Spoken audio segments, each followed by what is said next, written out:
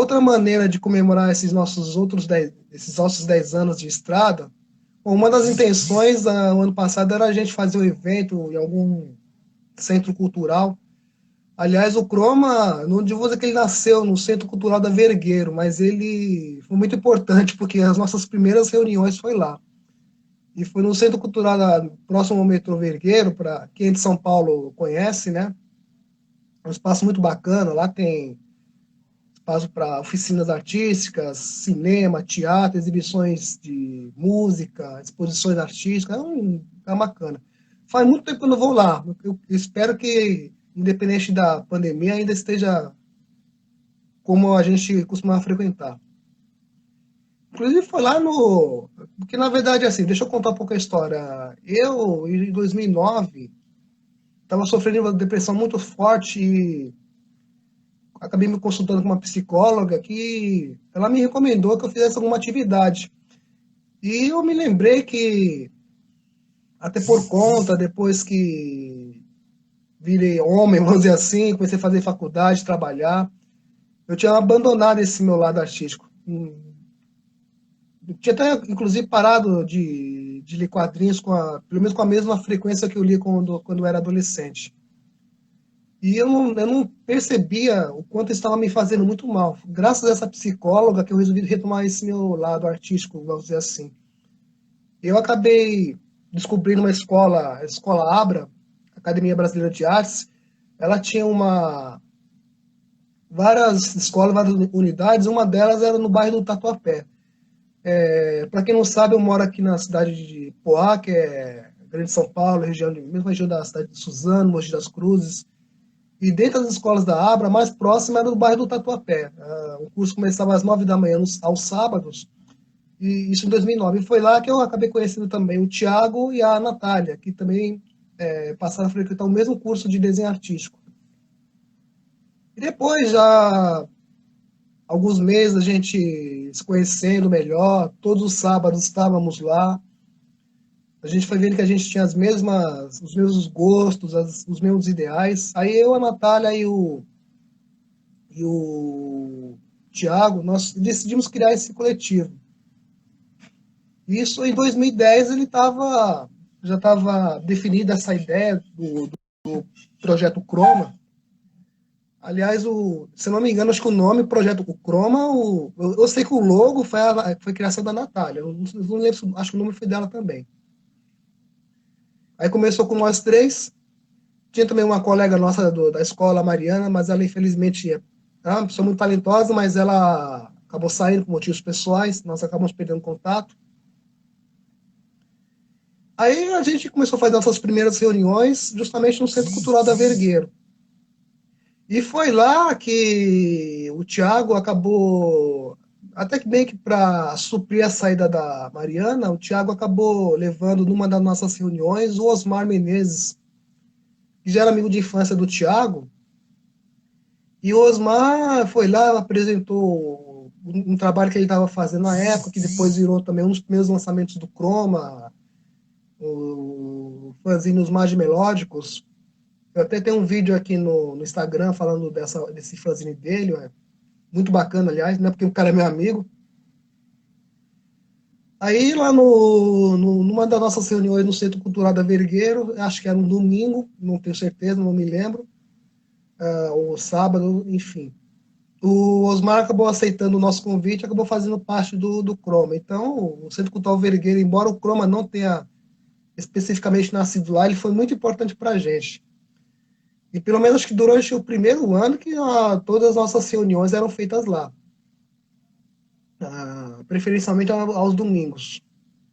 E claro, depois das reuniões a gente acabava vendo alguma coisa, alguma exposição, tomando café no espaço que tem lá, que tinha.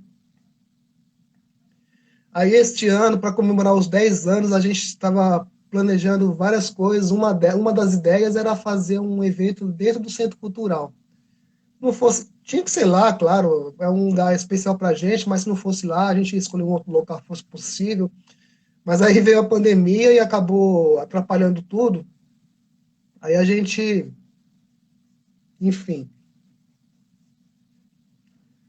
Bom, aí o que acontece? Uma das maneiras de não deixar esses 10 anos passarem em branco foi essa participação mais do que especial na CCXP. Não é a nossa primeira CCXP, mas é a primeira que a gente participa com outras pessoas que acabam nos conhecendo. Por enquanto, por redes sociais. Espero um dia poder. Minha amiga Adriana, ô Adriana, tudo bom? Espero um dia poder nos conhecer pessoalmente, né? Aliás, aproveitando que eu tenho muita vontade de conhecer Portugal, quem sabe, né? Algum dia eu, o Thiago, o Osmar, a gente possa ir lá em algum evento e acabar conhecendo eles pessoalmente. Bom, e como eu estava dizendo, ô Adriano, tô com muita saudade também. Eu falei que eu comecei a fazer faculdade, eu esqueci de contar um pequeno detalhe da minha biografia, nada interessante. A primeira faculdade que eu fiz, ironicamente, foi de Educação Artística, lá em Mogi das Cruzes, a UMC. Só que aí eu abandonei para fazer direito. Sei lá, não sei se foi uma escolha sensata, mas é aquela coisa. A gente tem aquela coisa, aquele preconceito aqui no Brasil de que arte não dá dinheiro, não dá futuro, né? Aí eu comecei a trabalhar Bora Portugal, 2022, tomara, né? Aí eu comecei a trabalhar, eu passei no concurso público, comecei a trabalhar no Tribunal de Justiça de São Paulo, e me pareceu na época que fazer faculdade de Direito, seguir uma carreira na área jurídica era o mais sensato. Não foi, mas tudo bem. Não é hora de ficar me queixando aqui de escolhas passadas. Aí lá eu conheci a Adriana, muito talentosa, pessoa bacaníssima. Até hoje a gente mantém contato pelo Facebook. Aí depois, claro, fiz só o primeiro ano, depois fui fazer direito, aí começou o meu processo de abandono do meu lado artístico, aí que, como eu disse antes do começo do vídeo, começou o processo de sofrer de depressão. É verdade, o dinheiro realmente, o dinheiro deveria ser só um resultado. Aliás, o dinheiro deveria ser uma consequência, não o objetivo, né? Mas enfim. Bom, aí voltando, retomando o assunto, para a gente não se estender demais, outra maneira de marcar esses 10 anos seria com um lançamento. O que eu não contei ainda, é verdade, Vá. O Ivan também tá dizendo que se arrepende de ter parado com o Karatê. Eu sei como que é isso, a gente abandonar uma coisa que é essencial pra gente, sei como que é isso. Obrigado, Adriana, você também é muito talentosa. Se bobear bem mais do que eu. O que acontece? O Chroma está marcando 10 anos agora em 2020, mas há 10 anos eu comecei também um fanzine e que eu só consegui terminar agora também. Ele ficou parado por um bom tempo, porque eu escolhi um tema muito difícil. Aí eu sei que uns meses atrás o Thiago, numa das nossas conversas acho que foi pelo Messenger, ele perguntou se alguém iria fazer algum lançamento, alguém no grupo do Chroma, né? Se alguém ia lançar alguma coisa agora este ano, pra não deixar passar em branco, né? Aí quando eu vergonha na cara, eu falei, caramba, esse meu projeto já passou da hora de acabar com ele. Aí eu comecei, faltava pouca coisa também, graças a Deus, eu comecei a correr. Foram algumas noites agora no mês de novembro que eu dormi, muito dormi, foram umas 4 horas por noite, mas valeu a pena. E qual é esse meu projeto que começou lá 10 anos atrás, junto com o Chroma, e só agora que eu terminei? Bom, eu vou mostrar aqui porque eu pretendo lançar ele fisicamente, em papel mesmo, ano que vem. Se tudo der certo, se não acontecerem outros imprevistos, porque senão foi bem complicado para todo mundo. Esse ano eu estou lançando ele digitalmente. Eu vou mostrar aqui as páginas originais. O nome dele é. Não sei se dá para ver aqui. Essa aqui é a capa, né? Depois eu vou explicar o que me inspirou a fazer a capa. O nome do título é Zaratustra e Pidorama. O que é isso? Como eu disse, há 10 anos atrás, eu colecionava várias revistas de histórias. Foi um tema que sempre me fascinou. Aliás, acho que se eu não fosse fazer alguma coisa na área de artes, eu ia fazer faculdade de historiador, porque eu sempre muito me fascinou desde o tempo do colégio. E uma dessas revistas que saía antigamente, que hoje infelizmente não sai mais, hoje o mercado editorial brasileiro está muito, a situação muito complicada, eu acho que foi a História Viva, não me engano. Tinha História Viva, tinha História do Brasil, que era publicada pela Biblioteca Nacional, não me lembro qual delas. E eu procurei aqui em casa, não encontrei essa edição. Mas numa dessas revistas tinha uma notinha, não chegava a ser uma matéria com várias páginas, era só uma notinha, não falava muita coisa. Que falava de um encontro, a gente não sabe se realmente aconteceu, mas se aconteceu, o fato é incrível. O filósofo Nietzsche, aquele famoso pelo bigodão enorme, teve um encontro casual com o nosso imperador Dom Pedro II, num trem que fazia uma viagem pela Europa. A história é mais ou menos assim. Eu vou tentar resumir, se a minha memória não me trair. O Nietzsche ia fazer uma viagem, eu não lembro qual que era o destino, e ele embarcou nesse trem. Por um equívoco dele, ele acabou entrando numa área reservada da primeira classe. O Nietzsche não era assim, embora não fosse pobre, também não era da elite. Quando ele percebeu o equívoco dele, ele já ia saindo, ia para procurar o vagão certo para ele. Um senhor distinto viu o filósofo de longe, o reconheceu e o convidou para viajar junto com ele, né? E o Nietzsche aceitou o convite. E os dois foram conversando ao longo do caminho. E o Nietzsche ficou muito impressionado com a erudição, com a cultura daquele homem, aquele senhor simpático, né? E embora ele fosse até de uma certa simplicidade, ele exibia uma erudição, uma cultura assim invejáveis. E falava um idioma alemão assim perfeito, embora ele não fosse alemão. No final da viagem, acho que, se não me engano, Nietzsche foi o primeiro a desembarcar. Se despediu, agradeceu o convite, e aí perguntou, teve a ideia de perguntar, poxa, mas a gente conversou esse tempo todo, eu não perguntei quem é o senhor. Aí aquele senhor falou, não, eu sou o Dom Pedro II, imperador do Brasil. Assim, falou como se não fosse pouca coisa, né? Eu falei, caramba, que história incrível, isso daria um... Aí essa história, esse encontro me marcou, né? Eu falei, não, eu tenho que fazer alguma coisa disso. Só que na época, eu não sei se por falha minha, eu tomei que mesmo por internet as pesquisas não eram assim tão facilitadas como são hoje, né? Eu não descobria maiores detalhes desse encontro. Aliás, eu nem sabia, eu nem sei até hoje se isso realmente aconteceu, se é lenda, mas não importa. Mas aí eu resolvi fazer uma história a partir disso, usar isso como tema. Como não consegui descobrir maiores detalhes, eu fiquei, caramba, como é que eu vou fazer? Aí eu fui pesquisar mais a fundo a biografia do Nietzsche. Eu não li ainda nenhuma das grandes biografias que foram publicadas dele aqui no Brasil. Um dia eu vou fazer isso. Vou tomar vergonha na cara e vou fazer isso. Mas um pouco que eu li aqui da biografia dele, alguns livros, falava que o Nietzsche, acho que em 1889, 1889, ele teve um colapso mental. Ele passou os últimos 11 anos da vida dele em estado vegetativo. Não falava. A única coisa que ele ficava parado no canto, quieto, mudo, olhando por nada. Parece que a única coisa que ele faz, a única atividade que ele conseguia fazer era tocar piano, que ele tinha um lado musical muito grande, muito forte. E até hoje não se sabe exatamente a causa desse colapso, né? Aliás, ele sofreu de uma doença que por algum tempo se acreditou que era sífilis, mas hoje já se coloca isso em dúvida, porque os sintomas que o Nietzsche dizia sofrer não correspondem exatamente ao da sífilis.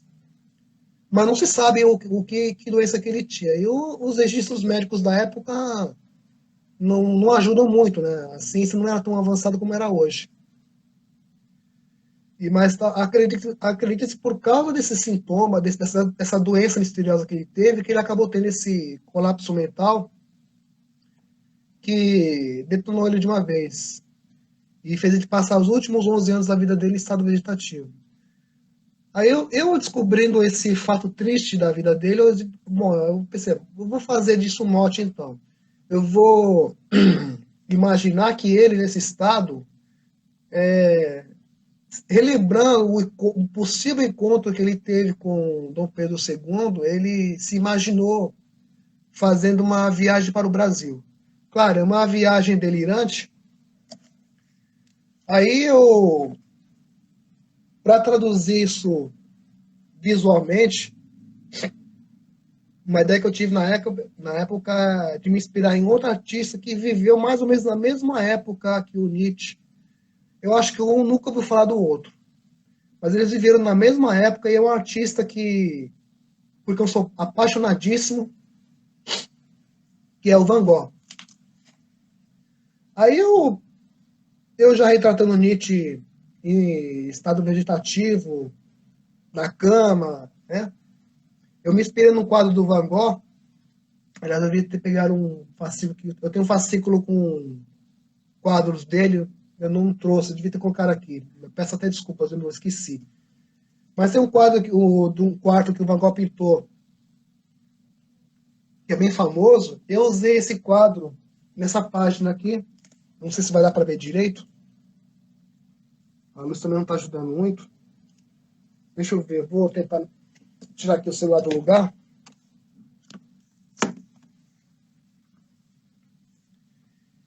Então aqui eu estou retratando Nietzsche na cama e eu usei como modelo de quarto o quarto desse quadro do Van Gogh. Só que como vocês podem ver, para quem conhece o Van Gogh sabe que ele era, os quadros dele eram vibrantes em tema de cor. Aliás, acho que poucos pintores se igualaram a ele em matéria de paixão pela cor. Acho que só o Paul Gauguin, que também fazia uns quadros num estilo bem diferente, fazia quadros tão vibrantes quanto. Meu primo Tiago também. Beleza, Tiago? Obrigado, Adriano. Então eu usei muito Van Gogh aqui nessa minha HQ para traduzir algumas passagens do Nietzsche. Só que como vocês podem ter reparado, eu usei poucas coisas. A única cor que eu usei aqui é o amarelo. Era talvez a cor preferida do Van Gogh, é uma cor que está muito associada à doença mental, à loucura. Mas o resto, nessa primeira parte aqui da história, é em preto e branco. Não sei se vai dar para ver direito aqui. As primeiras páginas, enquanto o Nietzsche está sentado no quarto dele, relembrando o encontro dele com Dom Pedro e tomando a resolução, claro, tudo de forma delirante, né? De também viajar para o Brasil. Essa primeira parte eu fiz em preto e branco. Esse desenho aqui, eu peguei uma famosa foto do Nietzsche, em que ele tirou ele, o Paul Ri e a Andrea Salomé. Era uma moça judia russa, de origem russa, porque eles dois, o Nietzsche e o amigo dele, Paul Ri, foram completamente apaixonados. Era uma pessoa assim moderna para a época dela, né? Acho que até para hoje também. Ela não queria saber de ser aquela mocinha que iria se casar e construir uma família, aquela coisa toda, aquelas obrigações que a sociedade sempre impôs às mulheres, e até hoje impõe, mas naquela época, século XIX, era muito pior, né? Então ela meio que fugiu de casa, fugiu da Rússia, veio para a Europa, viver a vida louca dela, vamos dizer assim, acabou conhecendo Nietzsche, e Nietzsche ficou completamente apaixonado por ela. E o mote também dessa minha HQ é esse amor dele não correspondido pela Lou André Salomé. Mas essa parte toda eu fiz assim em preto e branco para contrastar com. Para traduzir a profunda melancolia que ele estava sentindo e para contrastar. Quando ele chega, entre aspas, ao Brasil, aí vai ter, como vocês vão ver, vai ter toda uma explosão de cores. Então, aqui em preto e branco, tendo como cor apenas o amarelo, né, fora o preto, o branco, o tons de cinza. Aqui também. Aí quando chegar no Brasil, ele vai pegar um navio, entre aspas, né? Vai naufragar. Mas quando aqui, essa página aqui, eu desenhei algumas animais e plantas da nossa fauna e da nossa flora. Aqui já muda completamente o tratamento de cores. Eu fiz o contrário. Quando ele chega no Brasil, aqui, para contrastar que ele estava chegando a um mundo completamente diferente do cenário europeu onde ele estava vivendo, aqui é uma explosão de cores. Aqui, mais ou menos, mais uma vez, Van Gogh me inspirou, mas agora não com imagens, mas sim com cores. Também vou mostrar mais algumas páginas também. Né? Obrigado, Ivan. Deu muito trabalho, viu? Mas acho que valeu a pena o cansaço que me deu. Né? Espero que esteja dando para vocês verem direitinho.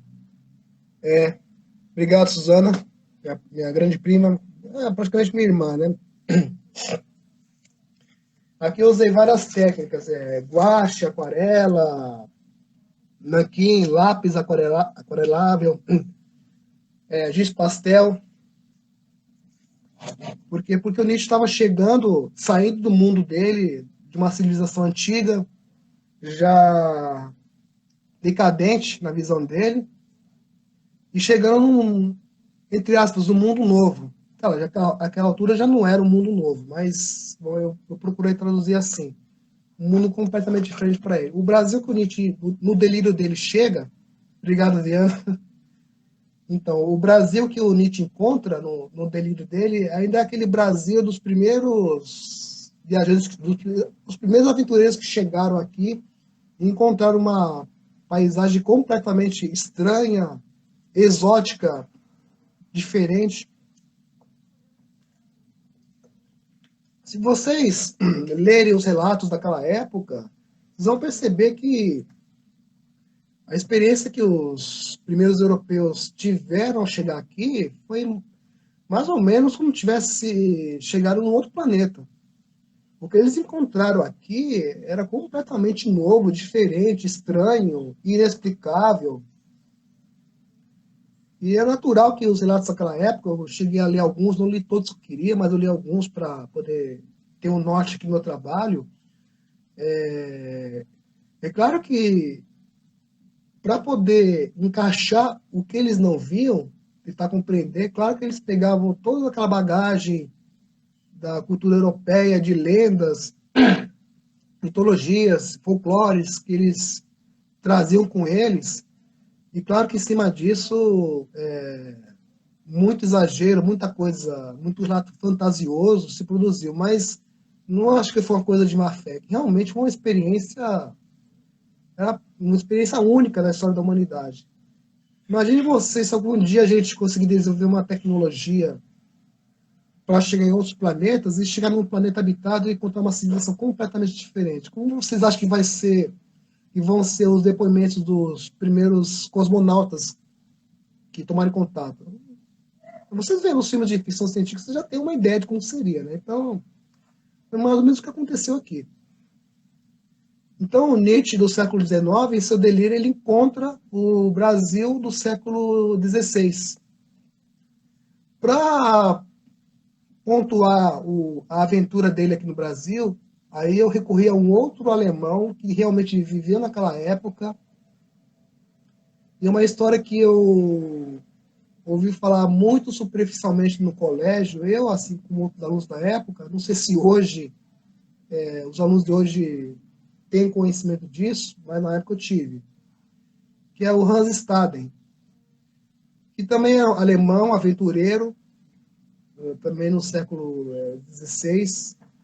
Ele veio aqui para o Brasil em 1556, se eu não me engano, mas aconteceu um fato, ele acabou virando prisioneiro de uma tribo de índios tupinambás, que vivia aqui na região que hoje é o litoral de São Paulo, onde fica a região de São Vicente, mais ou menos por ali. Não vou saber precisar agora onde era. O Hans Stade, ele foi capturado por esses índios. Eu preciso contextualizar um pouco porque na época aqui o Brasil já era frequentado por portugueses, franceses, enfim, e cada nação europeia ficava aliada de uma nação indígena. E, claro, sempre jogando uns contra os outros. Os índios, infelizmente, não tinham uma ideia de fazer todos parte de uma mesma nação, de um mesmo grupo étnico, né? E aquela velha história de dividir para conquistar, isso os europeus souberam usar muito bem. E nesse contexto, os tupinambás que capturaram o Hans Staden, eles eram muito amigos dos franceses e odiavam os portugueses. E eles acharam que o Hans Staden, que era alemão, também era um português. Claro, o Hans Staden tentou, o Hans Staden, aliás, o Hans Staden, segundo o relato dele, ele foi publicado aqui no Brasil por várias editoras. Eu tenho essa edição aqui de bolso da Martin Claret. O título é Viagem ao Brasil. Dependendo da editora que vocês virem esse livro, o título pode mudar. Duas viagens ao Brasil, Viagem ao Brasil. A edição que eu tenho é da Martin Claret. Não sei se é a melhor, mas foi que eu consegui na época. E pelo que o Hans Staden fala, ele sabia falar o Tupi-Guarani, pelo menos o suficiente para se comunicar com aqueles índios. Ele tentava falar, não, eu não sou português, eu sou alemão. E tem até um episódio de um mercenário francês que chegou aí até essa tribo para negociar especiarias, principalmente para o Brasil. E o Hans Staden viu nisso uma oportunidade de esclarecer esse mal-entendido e pediu para o francês, olha, diga para eles, você que é amigo deles, que eu não sou português, eu sou alemão.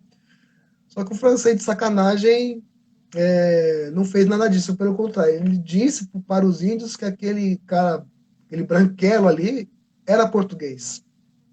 E foi embora e deixou lá o nosso herói alemão ainda nas garras dos índios. Ele ficou 9 meses preso, não conseguiu escapar, não foi devorado. Ele viu outros prisioneiros serem devorados, ele dá um relato bem detalhado no livro dele, nesse livro aqui, mas ele mesmo ele não foi devorado, ele conseguiu escapar, voltou para a Europa e escreveu. Ou melhor, acho que ele relatou para outra pessoa, eu não sei se ele era alfabetizado, porque na época a alfabetização não era universalizada como hoje, né? Era mais como pessoas analfabetas do que alfabetizadas. Mas ele publicou esse livro dele em 1557, se não me engano, onde ele conta com detalhes toda a experiência dele e como que ele escapou. Segundo ele conta aqui, ele fala que o que salvou ele foi a fé cristã. De repente, ele dizia para os índios, olha, o meu Deus é contra esse costume do canibalismo, ele vai acabar punindo vocês. Os índios não, claro, não acreditaram, não deram a mínima bola para isso. Mas aconteceu mesmo que uma doença abateu, segundo o Hans Staden, né? Uma doença se abateu sobre a tribo, muitos morreram, e aí os índios começaram a ficar com medo daquele cara. Eles pensam, poxa, o Deus ele realmente é muito poderoso. Não vamos comer esse cara, não vamos devorar ele. Aí, aproveitando desse medo, se é que foi assim mesmo que aconteceu, ele conseguiu deixar a tribo, foi embora e voltou para a Europa. E aí eu usei todo esse mote para relatar a aventura, vamos dizer assim, entre aspas, do Nietzsche aqui no Brasil. Isso meio que serviu para mim de roteiro. Eu até aproveitei aqui algumas cenas, uma cena famosa, que está no livro do Hans Staden, que é o do banquete canibalesco. Não sei se vai dar para ver aqui. Então, realmente é Eu prometo, como é a minha primeira live, eu prometo na próxima, se eu fizer, tentar escolher um ângulo melhor. Aqui, é. Esse bigodudo aqui com essa coroa de penas é o Nietzsche, aí ele está observando aqui outros prisioneiros serem devorados. Mais ou menos como o Hans Staden disse ter observado outros prisioneiros, que eram índios de tribos inimigas, serem devorados. É preciso que se diga que o ritual da antropofagia entre os índios não era uma coisa assim, o cara é capturado hoje mesmo, não era assim. Tem relatos de pesquisadores que diziam que os prisioneiros eles viviam até anos na tribo. Às vezes acabavam até se casando, tendo filhos, mas isso não mudava o destino deles. Eles acabavam sendo mortos e. Obrigado, Ivan. Eles acabavam sendo mortos e devorados. Isso não mudava.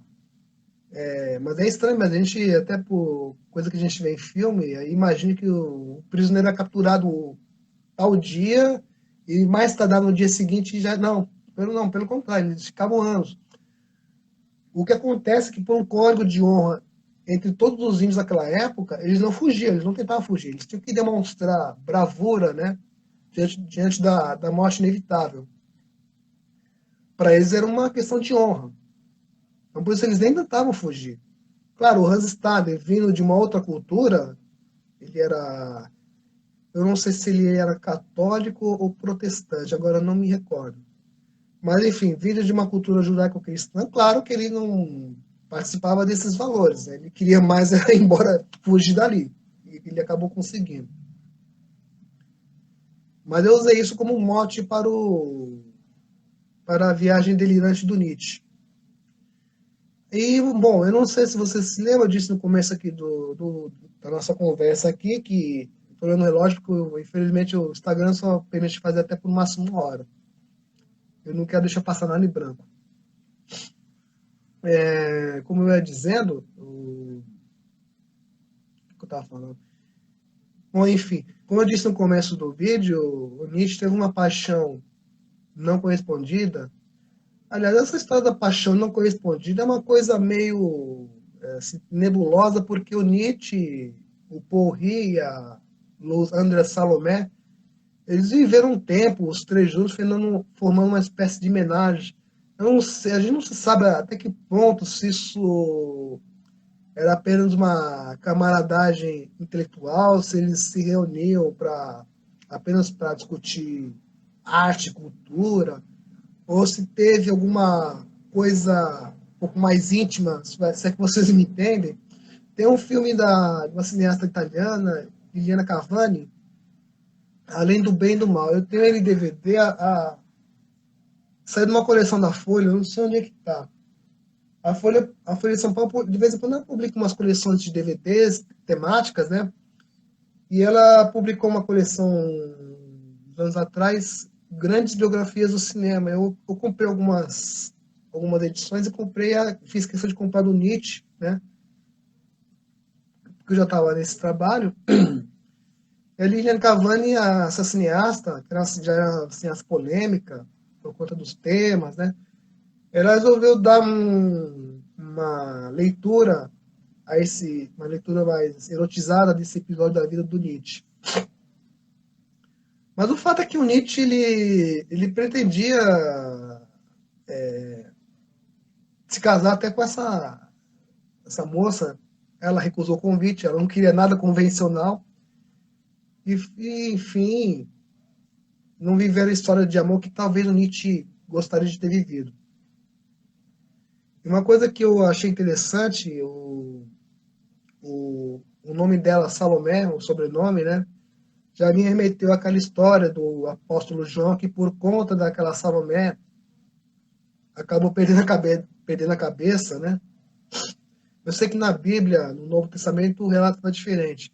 O escritor e dramaturgo Oscar Wilde, ele pegou essa história bíblica e deu uma releitura no qual Isso numa peça de teatro, no qual a Salomé é apaixonada por João Batista. Ele já era um santo, né, celibatário, e não queria nada com aquela mulher pecaminosa, né, sedutora, não queria nada com ela. Aí ela, revoltada com essa recusa, influenciou Herodes a cortar a cabeça do santo, né? Então o Oscar Wilde ele dá uma releitura que eu acho interessante, né? Uma releitura trágico-amorosa para essa história. Aí eu pensei, são as que coincidência, né?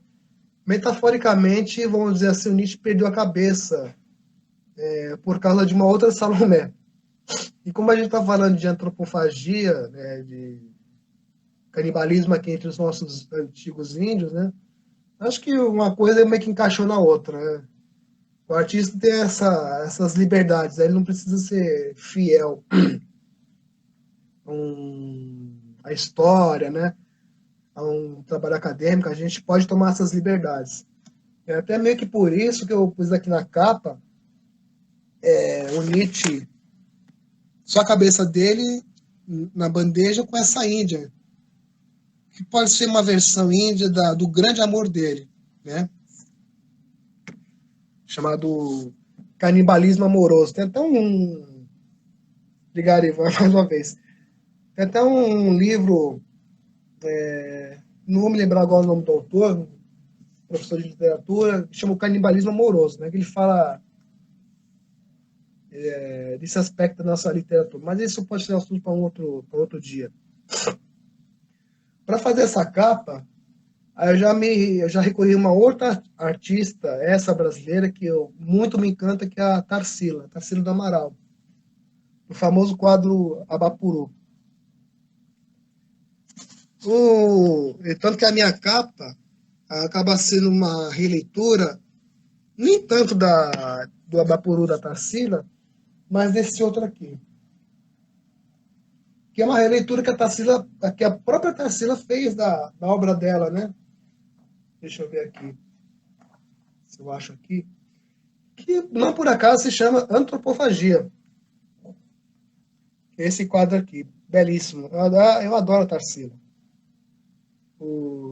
A releitura que o modernismo fez das nossas tradições culturais, isso desde a época que o Brasil era colônia de Portugal, a releitura até hoje ela continua interessante, né? Aí eu usei esse quadro da Tarsila como fonte de inspiração.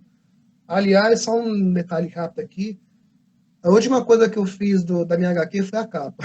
Que até, sei lá, o Thiago do Chroma, ele me disse que meu trabalho tinha que estar pronto até 20 de novembro, para a gente poder lançar durante a minha adora Tarsila. Não tem como não adorar Tarsila. Como eu estava dizendo, eu tinha que entregar isso até o dia 20 de novembro. E sem brincadeira, pessoal, acho que faltando, sei lá, 2 ou 3 dias, ainda não sabia como que seria a capa. Eu não tinha a menor ideia. Aí eu estava lá no meu quarto pensando, meu Deus, como é que pode? E esse fascículo estava lá. Eu tenho uma estante no meu quarto com alguns livros, né? Esse fascículo estava lá. Sem brincadeira, isso é verídico. Parece coisa de filme, mas não é. Eu olhando assim por acaso, pum, bati o olho na lombada e falei, Tarsila, vai ser você mesma que vai me salvar. E de fato ela me salvou. Eu fiz isso aqui correndo numa tarde de domingo, eu fiquei até com medo de não ficar bom, porque o prazo estava curtíssimo.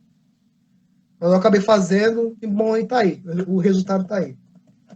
Eu peguei os elementos iconográficos, né, das obras da Tarsila, os vegetais de forma geométrica, as cores simplificadas e bem vibrantes, e fiz o sol meio que lembrando uma laranja cortada, né?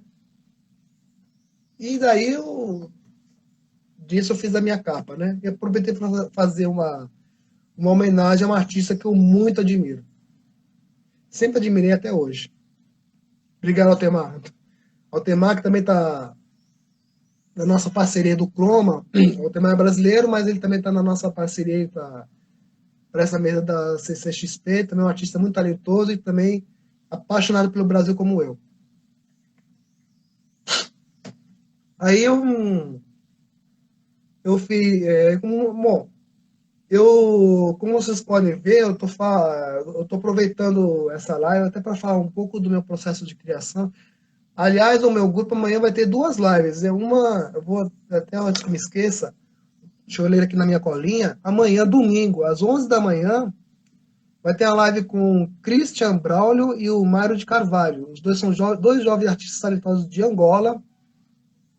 E eles criaram o Super-Herói Palanca de Aço. E eles vão estar falando da criação deles amanhã às 11. E ainda amanhã, às 15 horas, vai ter a nossa última live, que fala justamente de processo criativo e produção de HQ. Aí vai ter a participação do Thiago Silva do Croma, o Nestrabo Ramos, os dois são brasileiros, e da Liliana Gaito, que é de Portugal. Eles vão falar de processo criativo, acho que eu vou falar numa visão mais geral, mas eu estou falando aqui de processo criativo num caso específico meu, dessa minha HQ, Zaratustra em Pindorama. Eu só explicar o título, que também me deu muito trabalho, foi uma das últimas coisas que eu consegui criar. Ele remete a uma das principais obras do Nietzsche. Assim falou Zaratustra. Aí no filme vai estar ao contrário. Mas o Assim falou Zaratustra, o Nietzsche, ele que também, além de filósofo, tinha um talento literário assim formidável. Ele meio que faz uma paródia dos textos evangélicos para fazer o evangelho dele, Nietzsche, né? Que era totalmente diferente da cultura judaico-cristã, a qual ele contestava. Essa edição aqui é da Companhia das Letras, tradução do Paulo César de Souza, que é um dos principais tradutores do Nietzsche hoje no Brasil. Ele traduziu, se não traduziu tudo, traduziu quase tudo do Nietzsche pela Companhia das Letras, um trabalho fantástico. Aí usei o Zaratustra, foi uma figura lendária também, do antigo Império Persa, né? O Nietzsche usa ele, faz ele um personagem. E aí eu fiz Zaratustra em Pindorama, porque Pindorama era como os índios chamavam o Brasil, a língua deles naquela época, com a chegada dos portugueses, espanhóis, né? Aqui na América Latina. Eu quero também deixar uma outra coisa que me ajudou muito nesse meu trabalho. Como eu disse, eu não li as principais biografias do Nietzsche, mas eu li um trabalho que me ajudou bastante da professora Maria Cristina Franco Ferraz, pela editora N-1, Nietzsche, o Bufão dos Deuses. Ela fala muito do aspecto humano do Nietzsche, né? E dessas confusões, vamos dizer assim, amorosas, que teve todo um envolvimento, porque o Nietzsche ele tinha uma relação muito conturbada com a irmã, a Elizabeth, e com a mãe dele. O Nietzsche perdeu o pai ainda muito jovem, o Nietzsche era criança ainda quando o pai dele faleceu, aí ele cresceu com a mãe e com a irmã, e ele tinha uma relação muito conturbada com as duas. Inclusive foi a irmã, no período que eu falei que o Nietzsche estava em estado vegetativo, a irmã a Elizabeth, que pegou as obras do Nietzsche e fez toda uma adulteração para mostrar o Nietzsche como um precursor do nazismo. Infelizmente, graças a essa intervenção dela, e ele estava impotente para fazer alguma coisa a respeito, que o Nietzsche durante muitos anos ficou com essa imagem nefasta de ter criado as ideias que iriam inspirar o Partido Nazista e o Hitler, né? Quando eu era criança, eu me lembro, já saía a obra do Nietzsche aqui no Brasil, edições de bolso da Ed Ouro. Quem tem 30, 40 anos deve se lembrar dessas edições de bolso, que hoje a gente só acha em sebo. Ainda naquela época tinha esse ranço do Nietzsche de ter sido um precursor, ainda que involuntário, do nazismo. Isso, infelizmente, por conta da irmã dele, que foi assim casada com um nazista, né? Mas enfim, isso é uma outra questão.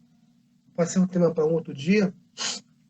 Mas essa obra aqui, Nietzsche, o Bufão dos Deuses, me ajudou muito para entender o ser humano, né, por trás dessa obra tão polêmica. Eu já vou terminar aqui, que tá quase dando uma hora. Estava falando desses artistas que me influenciaram. Uma coisa que de início me preocupou muito é como é que eu iria. Tudo bem, eu iria colocar o Nietzsche numa tribo tupinambá, até onde a ideia permitia, da mesma forma como o Hans Staden ficou prisioneiro na época dele. Aí eu fiquei preocupado, mas nossa, como que eu tenho que fazer toda uma pesquisa de vestimenta, objetos, tudo que correspondia a essa tribo, né? Porque a gente não pode ter aquele preconceito de achar, Índia é tudo igual, não. Cada tribo, e nem todos falavam Tupi-Guarani, né? Isso é bom deixar claro. Claro que havia pontos em comum, mas cada tribo tinha seu costume, os seus rituais. Eu estava com uma preocupação muito grande de ser o mais fiel possível a isso, né? Tem um filme, ele é de 1999, que chama justamente Randstad, é um filme brasileiro muito bom, aliás, do cineasta Luiz Alberto Pereira, se não me engano. Esse filme é de 99, ganhou muitos prêmios aqui no Brasil e lá fora, mas eu assisti ele alguns anos depois. Ele saiu em DVD. Eu, infelizmente, não tive o bom senso de comprar o DVD na época, né? Hoje está esgotado, não se acha mais. Mas eu assisti, o filme é muito bom. Ele é todo falado em Tupi-Guarani. Então, a equipe desse filme fez realmente um trabalho de pesquisa muito embasado. Até a maneira que os atores, tanto os atores principais que fazem os índios, quanto os coadjuvantes, a maneira de se mexer, o gestual, como eles dançavam, eles procuraram fazer um trabalho de pesquisa bem fundamentado. Teve até um documentário que a TV Cultura fez na época, onde eles mostram todo o processo de criação. E eu vi esse filme e eu pensei, poxa, eu tenho que fazer alguma coisa igual nessa HQ, né? Mas acontece que eu não consegui, eu não tinha nem tempo para isso. E esse impasse me fez abandonar esse trabalho por alguns anos, não tenho vergonha de dizer. Por isso que demorou tanto tempo, 10 anos, né? Não foram 10 anos efetivamente desenhando, criando o roteiro, sobre a folha de papel, desenhando, pintando, não. Eu tive alguns períodos que realmente o trabalho ficou de lado, eu fui fazer outras coisas pro Chroma. Uma das coisas que mais me travou foi isso. Até que, coisa de 4, 5 anos atrás, dois fatores me fizeram entender que eu não precisava fazer uma recriação fiel, embora essa recriação fiel engrandeça esse filme que eu tanto admiro.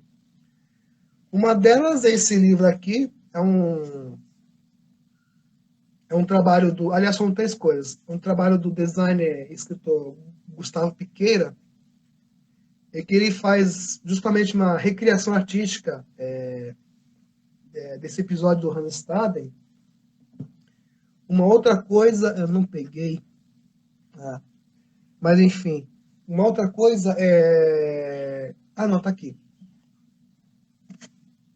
Esse filme de 99 não foi o primeiro feito aqui no Brasil inspirado nesse episódio.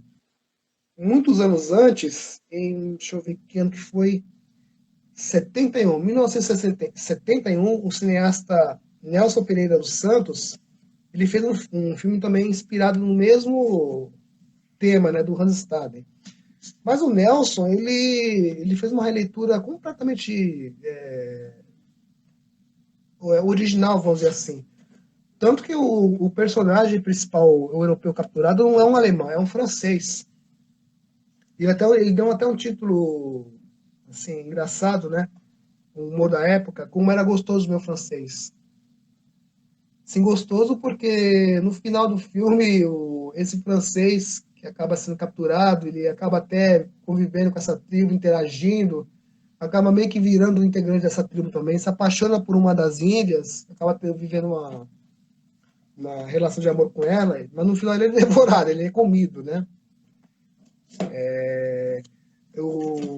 No tema do amor, do erotismo, o amor, as linguagens, as metáforas degustativas, elas são muito presentes, né? E aqui acaba tendo um fim literal. Mas, enfim, tanto esse filme do Nelson Pereira dos Santos, da época do Cinema Novo, quanto esse trabalho do Gustavo Piqueira, e também uma exposição permanente que tem no Centro Itaú Cultural, que eu não conhecia, acabei descobrindo por acaso ali na Avenida Paulista, que eu gosto muito de passear, eu gostava de passear pela Avenida Paulista, principalmente aos domingos, que eles fecham, né? Para os carros até às 6 horas da tarde, e dá para andar livremente. Numa dessas andanças eu acabei descobrindo esse centro cultural que fica próximo ao metrô Brigadeiro. E além das exposições que acontecem de vez em quando, tem uma exposição permanente que chama Brasilianas, que eles têm um acervo maravilhoso de coisas da época, moedas, livros, gravuras da época, pinturas, coisas que muitos de nós vimos em fotos e livros de história na nossa época de colégio, as obras já estão lá. Então eu super recomendo. Então, vendo essa exposição, que é permanente, ela está lá o tempo todo. Agora, com a pandemia, eu não sei. Espero que quando passar esse pesadelo, eu vou voltar lá para ver, porque eu não me canso de ver aquelas coisas maravilhosas. Tanto essa exposição, quanto esse trabalho do designer Gustavo Piqueira, quanto o filme do Nelson Pereira dos Santos, me fizeram entender. Não, eu não preciso fazer uma releitura fiel, como o filme do Hans Staden fez. Eu posso fazer uma releitura fantasiosa, porque eu tô retratando uma possível viagem pelos olhos de um cara que nunca esteve aqui no Brasil. E de um cara que, àquela altura, ele estaria numa condição mental desfavorável. E ele, como ele não poderia ter vindo ao Brasil, qual seria o contato dele? O olhar do Nietzsche na minha obra é um olhar construído a partir dos olhares de outros artistas. E de artistas que alguns deles nem na época nem vieram para cá para o Brasil. Eles interpretaram o que eles ouviram de pessoas que aqui estiveram. Um desses artistas, tem até o livro do Gustavo Piqueira, numa parte, traz até um acervo aqui, é o Theodore de Brague. Ele era belga, se não me engano, e ele fez muitas gravuras sobre o episódio dos rituais antropofágicos que o Hans Staden teria assistido. Mas o Theodore, ele mesmo, ele nunca esteve aqui. Então, meio claro, então, nesse contexto, é claro que não pode ter por maior que fosse o comprometimento dele, a intenção de fazer um retrato fiel, não tinha como ser 100% fiel.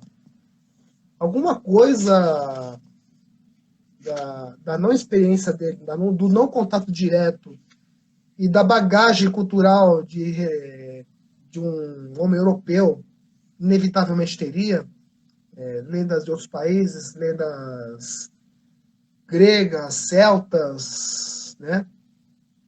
Que deve ter inferido na configuração do que ele imaginava ser o Brasil,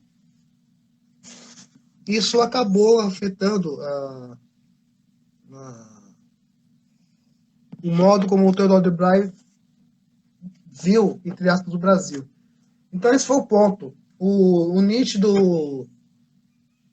da minha HQ, ele não vê o Brasil como deveria ser, depois de uma pesquisa fiel. É um Brasil idealizado, vamos dizer assim, um Brasil fantasioso. Como não poderia ser diferente se o Nietzsche tivesse vivido na época do Hans Staden, que serviu de mote para a minha história, em pleno século XVI, onde as comunicações eram precárias, né? Então foi daí que eu entendi que eu não precisava fazer um, um trabalho 100% fiel. É fantasia, né? E aí, então, eu usei, além do Theodore de Braille, o Albert Eckert, né, que é um artista que veio para cá com a invasão holandesa. Eu reproduzi aqui um quadro famoso do Albert Eckert, Os Tapuias Dançando. Deixa eu ver se eu acho aqui. Aqui. Só que eu retratei como aquelas porcelanas gregas da Grécia Antiga, que as figuras eram algumas as figuras totalmente negras e negativo e o fundo avermelhado. E eu fiz assim, até para reforçar essa ideia de que o que o Nietzsche está vendo não é o Brasil real, é o Brasil da cabeça dele, configurado, construído a partir do Brasil da cabeça de outros autores, de outros artistas, muitos dos quais também não vieram para cá. Né? E foi isso, gente. Bom, eu já vou terminando por aqui. Tinha muita coisa que eu queria falar, mas não deu tempo. Talvez outro dia eu faça uma outra live para contar mais coisas. Eu agradeço vocês que estiveram presentes, que participaram. Meu muito obrigado. Eu reforço o convite para assistir as lives de amanhã, às 11 da manhã e às 15 horas, do Chroma também, com outros artistas de Portugal e de Angola. Fica aqui o meu muito obrigado. E é isso, pessoal. Um grande abraço. E se eu peço desculpas pelas falhas, porque é a minha primeira live, eu nunca fiz antes, né? E nem tem essa intimidade com tecnologias, é uma coisa que eu estou procurando corrigir. Mas eu gostei da experiência, eu vou procurar fazer outras, se Deus quiser. E quando eu tiver alguma planejada, eu faço novamente convite. E é isso. Um grande abraço para vocês, um grande fim de semana e tchau.